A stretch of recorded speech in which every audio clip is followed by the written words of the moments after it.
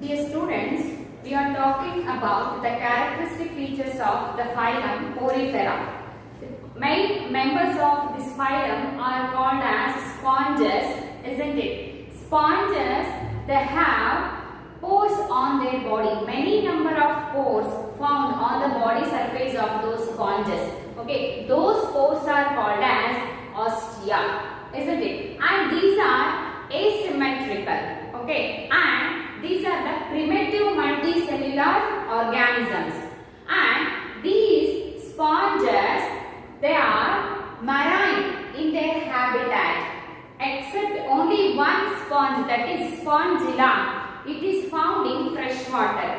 To name the freshwater sponge, if we get the question like that, we have to answer that is spongilla. Okay, almost all the sponges are marine in their habitat except spongilla, that is the freshwater sponge. Okay, and also we studied about these sponges contain a unique water transport system or water canal system. So this is very important, you should remember. Water transport system or water canal system we can see in the poriferas. Okay, what is meant by the water canal system? Water canal system means the water enters into the body of the sponges through ostia, that means through the pores. Okay, and they get enter into the spongocele. Okay, see, if we take the body of the sponge like this, so this is the substratum, the sponge is going to attach. Okay, and this is the inner body, and this is called as spongocele. Spongocele. So the cavity formed inside the body of the sponge is called as spongocele, and the body surface is containing the small pores, minute pores. Those are called as ostia, isn't it? The body is porous in its structure, so that's why the name porifera. Okay, so and these are the pores we can see on the body surface. Okay, and through these pores the water will get inside the body and it fills the spongocele. So these are the ostia. Okay, and the anterior portion contain an opening that is called as osculum.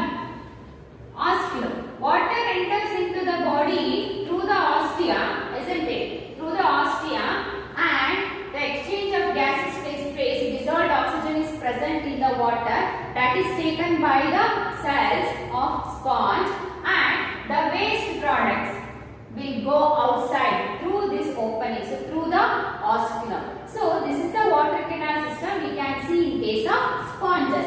Next characteristic feature we are going to see about the sponge is, see, the body of the sponges, they are made up of two types of cells. Body wall is made up of two types of cells,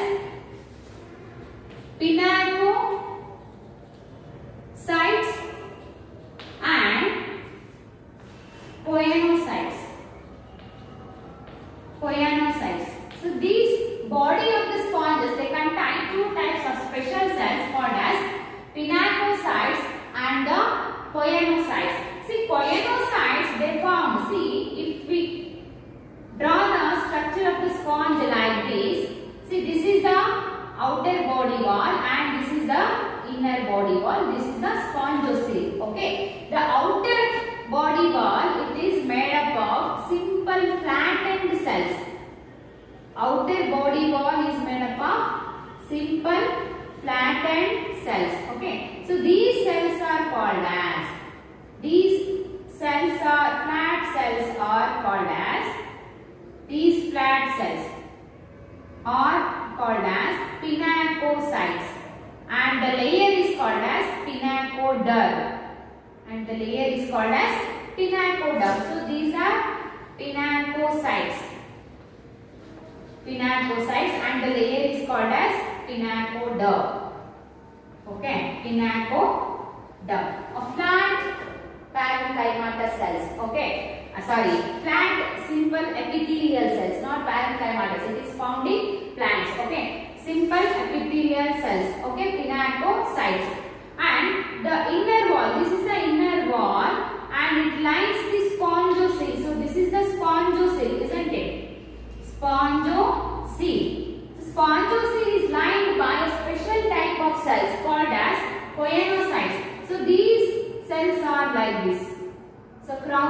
structure is there, so like this.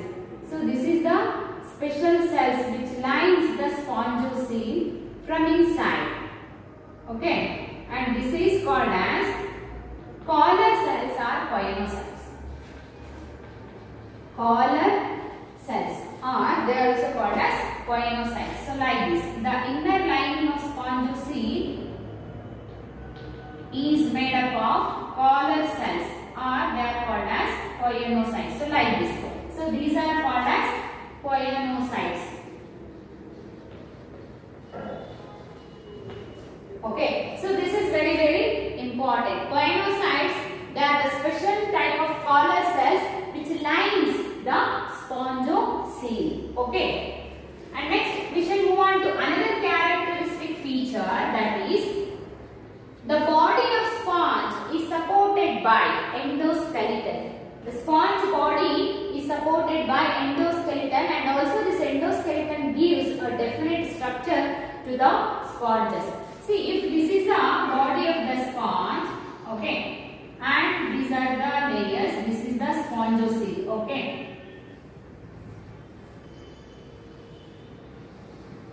See, in between these two, pinacoderm and the poenoderm. So this is the pinacoderm and this is the poenoderm. In between these two layers, we find endoskeleton. So those are made up of spicules. These are the spicules. Spicules may be simple or they may be branched. Okay. Spicules may be simple or they may be branched like this. Okay. And this is called as endoskeleton of the body. And also the body is made up of spongin fibers. We can see the spongin fibers. These gives a definite structure to the body of the sponge. So these are spicules, okay, and spongin fibers. Spongin fibers we can see. In between the two layers, pinacoderm and poenoderm, we find endoskeleton like structure. So that is made up of spicules and also spongin fibers. These two gives a definite structure to the sponge. Spicules and the spongin fibers. Body is made up of endoskeleton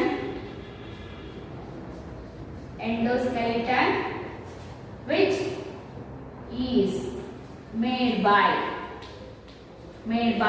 spicules and spongin fibers. Spicules and spongin fibers. Okay, and these are very, very important. And next we shall move on to the digestive system, respiratory system and the reproductive system. Okay, so next digestion is intracellular. That means digestion takes place within the cell only. Digestion is intracellular. Digestion takes place within the cell only. And respiration takes place. See, respiration is by means of diffusion. By means of simple diffusion. Okay. See, there is no well-developed respiratory system. We can see through the water. When the water enters into the body of the sponge through the ostia, the sponges get dissolved oxygen from that water. Okay, and that take the gases or the oxygen, dissolved oxygen by means of diffusion. Okay, so very simple method of respiration we can see in case of sponges. Okay, next excretion also takes place through the diffusion, and the waste products may eliminated through the opening called as osculum. Okay, that means carbon dioxide it gives out through the diffusion method, and also the nitrogenous waste they will go out, excreted out through the osculum. Okay, excretion also takes place through simple diffusion. Okay, and next reproduction. See, sponges reproduce both asexually and sexually. Sponges reproduce both asexually and sexually. Asexual mode of reproduction and sexual mode of reproduction both are found in case of sponges. Asexual reproduction takes place by means of budding and fragmentation. Budding and fragmentation. Budding means, see, budding ಅಲ್ಲಿ ಎರಡು type ಇದೆ. ಒಂದು endogenous budding and exogenous budding. Endogenous budding and exogenous budding. See, budding means if this is the sponge, a small outgrowth will occur on the surface. Okay. See, on the surface a small outgrowth will occur and this outgrowth it develops. Okay. After some time it grows in its size and it detaches from the parent body and it develops as new sponge. So that is called as exogenous type of asexual reproduction. Okay.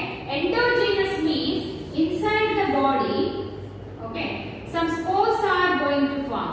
Inside the body of the sponge, some spores are going to form inside the spongocoel. Okay. When it fills up now, and these spores are called as gemmules. These spores are called as gemmules. Endogenous budding. See, endogenous means inside the body of the sponge or within the spongocoel, some spores are going to form. These spores are called as gemmules. When it gets filled with the spores, these spores after maturation come out of the parent body and they develop as new sponge. Okay, each and every spore will develop as new sponge. So these are called as gemmules. Spores are known as gemmules. Okay, and see, this is exogenous budding. This is endogenous and this is exogenous.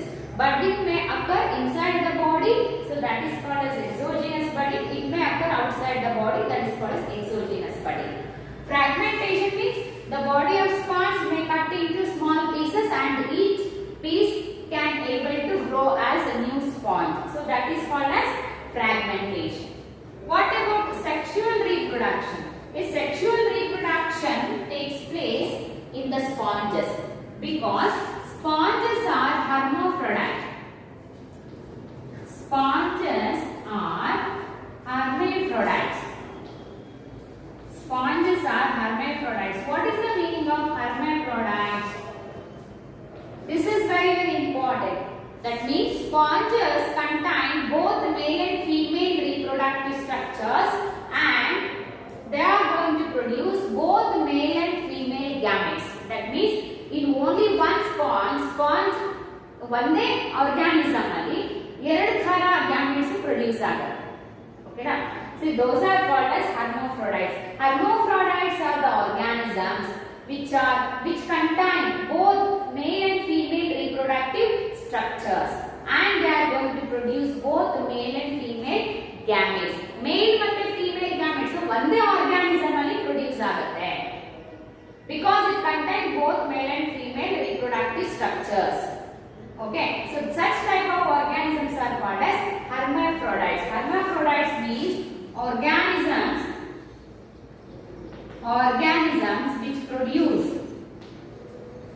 which produce both male and female gametes. Male and female gametes. Such organisms are called as hermaphrodites. One day organism male gamete to produce madre, female gametes to produce madre. See, we are the human beings unisexual. See, the women are producing the egg as its gamete and the men are producing sperms as their gametes. Isn't it? We are unisexual. Okay. Some organisms they are bisexual. Bisexual in the sense, in case of animals we can say those are hermaphrodites. That means even a single organism it is going to produce both male and female gametes. Such organisms are called as hermaphrodites. Okay, sponges are hermaphrodites. Sexual reproduction takes place by the production of gametes and the fusion of gametes. Okay, so such type of reproduction, sexual reproduction we can see in case of sponges. fertilization. Fertilization is internal. Fertilization is internal. Fertilization internal. Development external. Development is indirect. Indirect. Development is indirect. That means it has larval stage. Indirect means larval stage is there. Okay. See, the zygote is not going to directly develop as the adult. So it may changes into larval stage and larva get changes into an adult. So such type of development is called as indirect development. If larval stage is there, such type of development is called as indirect development. We can see in case of the sponges. Okay. Examples for sponges. Main examples. Examples for sponges. Cycon, Euspongia and Spongilla. So these are the main examples for sponges. Okay. So this is about the characteristic features of the phylum Porifera. Okay. So you should remember all these characteristic features. So mainly, so these are primitive multicellular organisms. They contain water canal system or water transport system, and body is made up of choanocytes and the pinacocytes, and they are hermaphrodites. Digestion is intracellular, and the body is supported by the spicules and the spongin fibers. Their body is supported by spicules and spongin fibers. Respiration takes place by diffusion, and reproduction asexual and sexual reproduction. So asexual means by budding and the fragmentation. Sexual means by the formation of gametes and fusion will take place. Fertilization internal and development is indirect because it having larval stage. So these are the main examples for the phylum Porifera. Okay, so this is about the characteristic feature of the phylum Porifera. Next, in the next video, we will take up the another phylum, that is Coelenterata, or it is also called as Nidaria. Thank you.